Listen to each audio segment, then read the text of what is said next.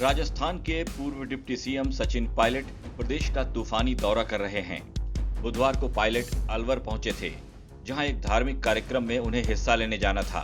लेकिन यहां पायलट के पहुंचने के बाद पूरा माहौल सियासी रंग में रंग गया। सचिन पायलट जब मंच पर खड़े हुए तो बीजेपी वालों पर आरोपों की झड़ी लगा डाली। किसान के नाम पर सब भाषण देते हैं, सब राजनीति करते हैं, लेकिन किसान के भविष्य के बारे में जो लोग चिंतन और काम करना चाहते हैं, उन लोगों को आपके समर्थन की जरूरत है। आज इन सारे 12-13 जिले जो राजस्थान के हैं, यहाँ पर एक 40,000 करोड़ रुपए की योजना बनी हुई है ईस्टर्न कैनाल की।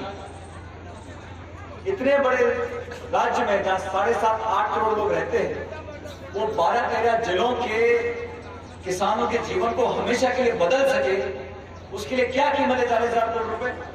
पायलट ने देश के मौजूदा हालात पर चिंता जाहिर की।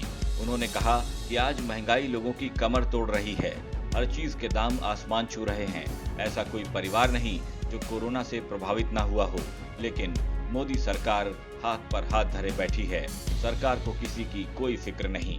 हमारे बच्चों का, पुतों का हमें सोचना है, हमारे बच्चे बच्चियां पढ़ लिख कर क्या करेंगे, किस माहौल में वो जीवन व्यतीत करेंगे। और जो मुरारी जी बोल रहे थे, ठीक बोल रहे थे कि आज देश के हालात हो गए हैं।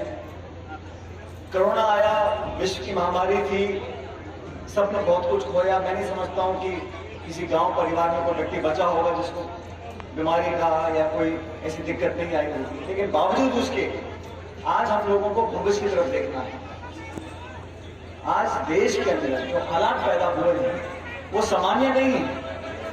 आज पेट्रोल डीजल 105-110 रुपए लीटर बिक रहा है, गैस का सिलेंडर 900 रुपए का, पेट्रोल डीजल देसी घी से महंगा हो गया, नौकरियां खत्म हो गई, उद्योग बंद हो गए, अर्थव्यवस्था चौपट हो गई। महामारी के साथ साथ लोगों के जीवन में आगे बढ़ने की बजाय पीछे जा रहे हैं। मैं आरोप प्रत्यारोप नहीं करना चाहता हूं, लेकिन हकीकत यह है कि जिन लोगों के हाथ में सत्ता की चाबी दिल्ली में है, उन्हें कोई चिंता नहीं है। सचिन पायलट पिछले कई दिनों से किसी न किसी बहाने प्रदेश का दौरा कर रहे हैं। पायलट सबसे पहले जोधपुर पहुंचे थे। वहां एयरपोर्ट पर उनका भव्य स्वागत हुआ था। ये अलग बात है कि उसमें गहलोत गुट का कोई भी नेता नहीं पहुंचा था। इसके बाद पायलट बाड़मेर गए थे, जहां पार्टी के वरिष्ठ विधायक हेमाराम चौधरी के भाई के निधन पर उन्हें शोक व्यक्त करना था। लेकिन यहां भी पायलट के इतने समर्थक जमा हो गए कि ये कार्यक्रम भी शोक सभा से सियासी कार्यक्रम बन गया। फिर दूसरे दिन पायलट ने जोधपुर में रात्रि विश्राम किया और अलवर के लिए निकल पड़े। लेकिन रास्ते में दौसा में भी उनके लिए सियासी मंच तैयार था। वहां भी कांग्रेस कार्यकर्ताओं ने सचिन पायलट का भव्य सत्कार किया। फिर कल दोपहर बाद सचिन पायलट अलवर पहुंचे और यहां भी एक सभा कर डाली।